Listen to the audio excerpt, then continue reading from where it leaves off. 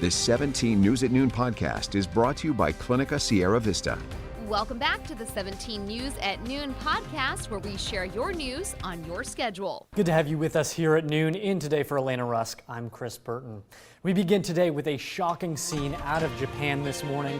Former Japanese Prime Minister Shinzo Abe has died after being shot at a campaign speech. Abe was at the beginning of that speech last night at around 7:30 p.m. our time when gunfire rang out. He was hit and quickly rushed to Nara Medical University Hospital after suffering cardio and pulmonary arrest. Abe was unresponsive when he arrived. Efforts to resuscitate him failed.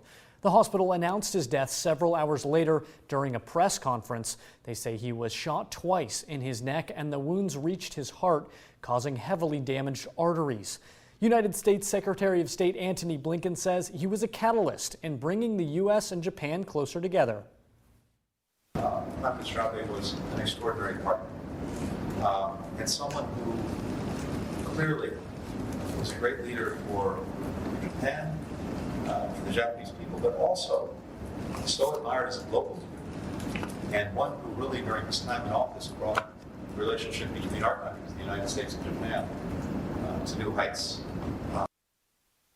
Abe had been campaigning for the ruling Liberal Democratic Party for a national election to be held on Sunday when he was shot. He served in the office longer than anyone before stepping down in 2020 due to health reasons.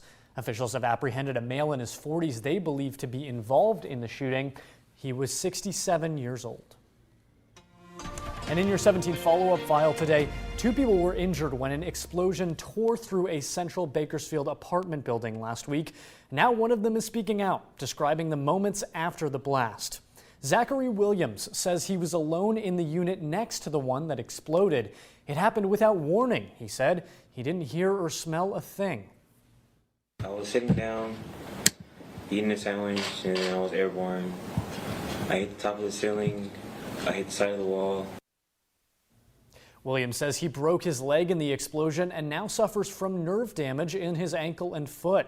The blast is believed to have been caused by a gas leak, but Williams' attorney says they're still working to determine who, if anyone, is at fault. Now 17's Christian Galeno will have more on the fallout of the apartment explosion tonight on 17 News at 5. Meantime, an arrest has been made in an armed robbery that turned deadly at a smoke shop in Oildale. Deputies were called to Gravity Tobacco on Roberts Lane near Locust Street just before 5 Sunday. The gunman reportedly walked into the store and tried to rob it before opening fire. 36-year-old Odulio Rodriguez was killed and no one else was hurt. The Kern County Sheriff's Office announcing the arrest of 19-year-old Cesar Vasquez in connection to the murder yesterday. Vasquez is due in court this afternoon. And now to one of our signature issues here at KGET, Kern Sober Reality. The Bakersfield Police Department is cracking down on impaired drivers during a DUI and driver's license checkpoint tonight. BPD says the checkpoint will be held within city limits between the hours of 6 p.m. tonight and 2 a.m. tomorrow morning. Research shows that crashes involving an impaired driver can be reduced by up to 20% when well-publicized DUI checkpoints are held routinely. Now, Kern County's Black Chamber of Commerce is bringing back the Midwest Invitational Black Rodeo for a one-night stand in Bakersfield tonight. Hello, Bakersfield! African-American rodeo athletes from across the country and right here at home will compete in 5 traditional rodeo events tonight. Organizers say the Bakersfield Black Rodeo is fun and exciting for the entire family. It's rated EEE. It's educational, entertaining, and for everyone. Tickets are on sale for $15 online or $20 at the gate. Kids under 3 get in free. Gates open at 6 tonight. The rodeo begins at 8 p.m.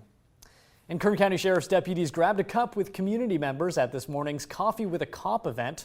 Deputies were on hand to answer the public's questions at a Chevron station west of Rosedale. Sheriff Donnie Youngblood says events like today's are critical in creating a bond between law enforcement and the people they serve. We're only here to represent our community. That's the only reason law enforcement exists. And we like to send that message to people that this is your sheriff's office. The event wrapped up at noon today. Hello, this is Tim Callahan with Clinica Sierra Vista, and we're excited to unveil the Community Health Center of the Future, our comprehensive care center. It's located right across the street from Memorial Hospital. We have every service under one roof, from family medicine, OBGYN care, dental services for adults and children, behavioral health, and much more. So find your way to better care at Clinica Sierra Vista this year at our comprehensive care center. Visit our website, clinicasierravista.org, for the latest on this project. We'll see you soon. Well, taking you around town now, the Boys and Girls Club of Kern County will present their summer production at the Stars Theater for the next 2 weekends. Take a look.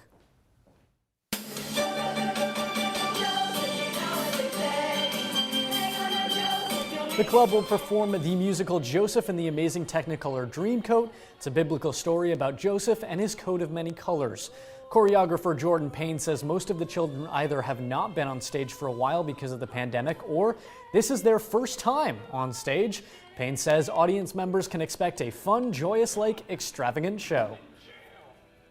It's so amazing seeing, whether the parents, force them to be in it. Hey, come do this, it'll be fun. And they're like, no. And then after, they're like, I want to do more, Just being able to be a part of that process where they finally, find, a passion that they really love. It's really cool. Yeah.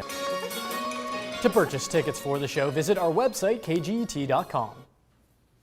And happening this weekend, the Bakersfield Oilers Special Needs Hockey Club will host the first ever California Meltdown Special Needs Hockey Jamboree event this Saturday.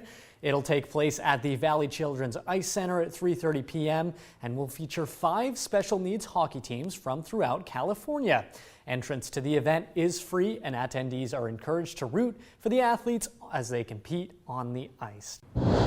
President Biden this morning signed an executive order to protect access to abortion as part of his administration's response to the Supreme Court's ruling last month overturning Roe v. Wade.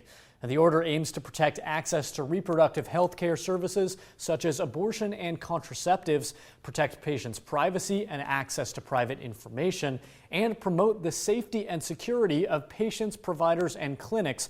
That's all according to a release from the White House. The order comes as a growing number of states adopt laws to restrict abortion services. Speaking after the signing, Biden said, quote, "The court has made it clear it will not protect the rights of women."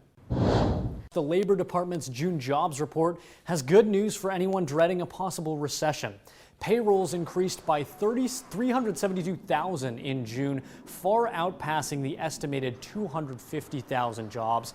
The nationwide unemployment rate also remained steady at a low 3.6%. Now, average hourly earnings have increased more than 5% from this time last year, more than expected, but below the annual inflation rate of 8.6%. Education and health services jobs led the way in job growth, followed by professional and business services and leisure and hospitality. The 17 News at Noon podcast is a production of KGET and Nexstar Media Group. For more on all of the headlines in today's show, head to kget.com.